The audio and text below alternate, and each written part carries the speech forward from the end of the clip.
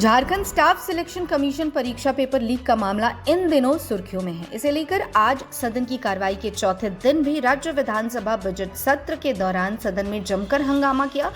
Bharatiya Janata party के विधायकों ने इसके सीबीआई जांच की मांग को लेकर सदन के अंदर और बाहर प्रदर्शन किया। वहीं धनबाद के पूर्व एसपी संजीव कुमार के खिलाफ विधायक डुल्लू महतो भी धरने पर बैठे, साथ में एसपी द्वारा अर्जित अपार धनराशि की जांच की मांग की। विरोध प्रदर्शन कर रहे भाजपा के विधायक ने कहा कि सरकार इस पर गंभीर नहीं, जैसे सीजीएल का मामला युवाओं के भविष्य से जुड़ा है। सरकार इस मामले की लीपापोती में जुटी है। अगर सरकार इसकी जांच सीबीआई से नहीं करती है तो यह समझा जाए कि घर की दाल में कुछ काला है।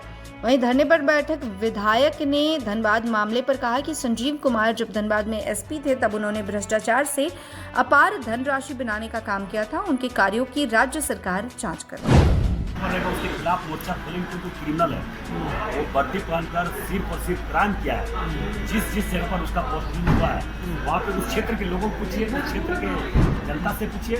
आपको दूध का दूध पानी होकर मैं दावे के साथ बोल सकता हूँ, अगर असत्य निकला तो हम राजनीतिक से संन्यास ले लेंगे। सीबीआईडी जांच हो, अगर सत्य नहीं निकला तो मैं जो सजा मिलेगा हम भुगतने के लिए तैयार हैं। इनके नेतृत्व में 50,000 करोड़ से ज़्यादा का राष्ट्रीय संपत्ति चारों आदिवासी दलितों का जाने जा चुकी है। अवैध माइनिंग के दौरान दब कर सैकड़ों लोगों की मर्डर हत्या हो चुकी है। जेल के अंदर में इसके रहते मर्डर हो चुका है। ऐसे एसएसपी क्रिमिनल के रूप में वर्दी पर क्राइम करवाया है। इससे इनका कार्यकाल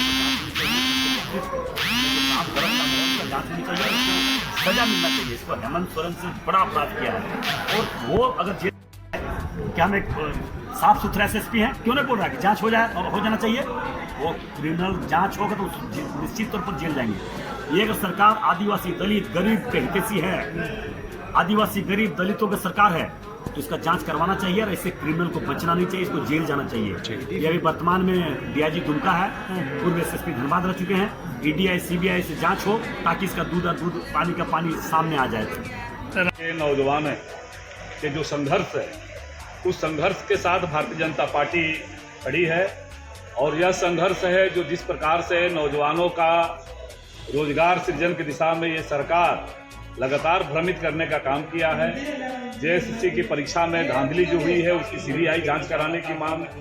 अभी कल ही सरकार ने अपना चुनावी बजट पेश किया और उस बजट में किसी भी रूप में प्रदेश के नौजवानों के बारे में, उनके स्किल्ड के बारे में किसी प्रकार का विचार नहीं किया गया है। तो ऐसे सारे मुद्दों को लेकर के हम सदन के बाहर और सदन के अंदर युवाओं की भावना को, अबुआ आवास के बारे में हमने ही आज प्रश्न लाया है। सरकार सीधे मुंगेरी लाल के हसीन सपने के साथ ये राज्य की जनता को भ्रमित करने का काम कर रही है और इस प्रकार के जो सत्ता संरक्षण में भ्रष्टाचार चल रहा है, इन सारे विषयों को हम सदन के अंदर लाए हैं। से लेकर राज तक सभी जानते हैं वो घपले घोटालों की जो है ये सरकार है और उगाही करने के लिए अबुआ आवास किया। अबुआ आवास बहुत ज्यादा नहीं मुद्दा युवा है। योजना को लेकर मिसेस ठाकुर ने कहा है कि अगर अबुआ आवास योजना में घोटाला हुआ होगा तो मैं इस्तीफा दे दूंगा। बिल्कुल, आज मिल जाएगा इस्तीफा। फिर उनका आज देखिएगा सदन के अंत तक उनका इस्तीफा मिल जाएगा, क्योंकि हम लोग तो पूरा साक्ष्य अपने साथ लाए और आज हम लोग डिबेट पे जब बातों को रखेंगे तो आपको पता चल जाएगा कि युवाओं को न्याय मिले। मुद्दा मेरा एक ही है कि जेएसएससी फेयर एग्ज़ाम कंडक्ट करे। मुद्दा मेरा एक ही है कि जेपीएससी से लेकर जेएसएससी के तमाम परीक्षाओं के जो है सीबीआई जांच हो। यदि ये सरकार ये नहीं करती है तो इसका मतलब कहीं ना कहीं दाल में कुछ काला है। अब मैं कहूँगा कि दाल ही पूरा काला है। यहाँ के जो सरकार है वो युवाओं को नौकरी देने के लिए एकदम सीरियस नहीं दिख रहे हैं। इससे बड़ा मुद्दा, इससे ज्वलंत मुद्दा और प्रदेश में कुछ नहीं हो सकता। इसी की मांग हम लोग पुनः आज फिर विधानसभा में रखेंगे। सिर्फ हिमाचल और झारखंड और सभी जगहों की बात सिर्फ बात नहीं है, सभी जगह पूरे देश में लोग क्यों, कैसे, किस परिस्थिति में जा रहे हैं वो किसी से छुपा हुआ नहीं। आप लोगों का सवाल ये होना चाहिए कि क्या ईडी और सीबीआई और अन्य प्रकार की चीज़ों का बहुत डर हो गया है? क्या लोग अपने लालच की वजह से फैसले ले रहे हैं क्या? तो ये सवाल मुझे लगता है कि अब मीडिया को कम से कम ये सब सवाल शुरू करना चाहिए। जहाँ पर आपकी सरकार है वहाँ विधायक को नहीं बचा पा रहे हैं, हरियाणा पुलिस उठा के ले जा रही है, जैसा वहाँ के मुख्यमंत्री बोल रहे हैं। अब सीआरपीएफ की बात हो रही है, हरियाणा वहाँ की पुलिस नहीं, सेंट्रल के माध्यम से काम हो रहा है। ये समय इस बात को भी समझने का है और जानने का है कि आखिर किस परिस्थिति में और किस दबाव में हमारी पार्टी चिंतन तो जरूर कर रही है, ऐसा नहीं है। ये भी करने का है कि सत्ता में रहने के बाद भी इतने विधायक नाराज हो रहे हैं, तो आलाकमान सुन नहीं रहे हैं ऐसा क्या? देखिए, सत्ता में है इसलिए नाराजगी हो रही है ना।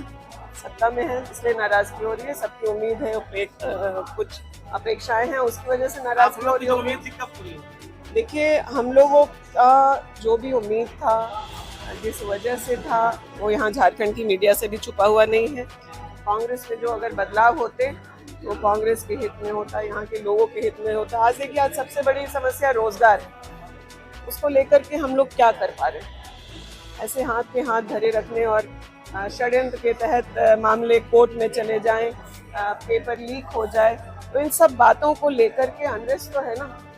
तो इन सब चीज़ों का भी इस पर भी विचार करने का समय है। और नाराजगी है तो हम अपनी पार्टी के अंदर हमने अपनी बात रखी है। कांग्रेस की विचारधारा है वो क्या कांग्रेस के विधायक नहीं समझ पा रहे हैं? कांग्रेस की विचारधारा कांग्रेस के विचारक खूब अच्छे से समझ पा रहे हैं, लेकिन जब उस विचारधारा के विपरीत आपके अपने पर्सनल कुछ क्रियाकलाप होते हैं, तब आप इस तरह की परेशानी में पड़ रहे हैं। ठीक है।